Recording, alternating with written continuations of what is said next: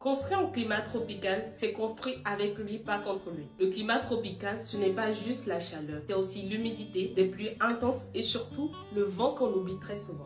Tu veux un exemple? Tu ne peux pas construire à Assigny, en bord de mer, comme tu construirais à Tomodi, au centre du pays. Dans les deux cas, il fait chaud. Oui, nous sommes en Côte d'Ivoire. Mais à Assigny, avec la brise marine, les vents dominants viennent du sud-ouest, depuis l'océan Atlantique. Et en saison de pluie, mai à juillet, sont plutôt des alizés maritimes chargés d'une forte humidité qui domine le plus. Résultat, air saline, humidité constante. Et ça influence ton plan, l'orientation et surtout les matériaux.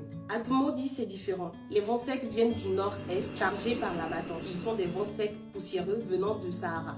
Mais en saison pluvieuse, le vent tourne venant du sud-ouest, comme à Assigny, avec moins de régularité. Donc il faut s'adapter autrement. Très souvent, qu'est-ce qu'on fait? On ne tient pas compte de tout ça. Béton partout, baies vitrées exposées plein sud, pas de ventilation naturelle.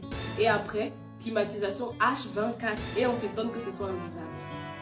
Le climat est le véritable maître d'œuvre. Le respecter, c'est respecter aussi les personnes qui vont y vivre. Tu veux construire un climat tropical, ça peut paraître anodin, mais commence dans un premier temps à écouter la terre, le vent, le ciel du site de projet, car ce sont eux les premiers plans. Sauvegarde cette vidéo et pense d'abord au climat avant de penser à ton carrelage de projet.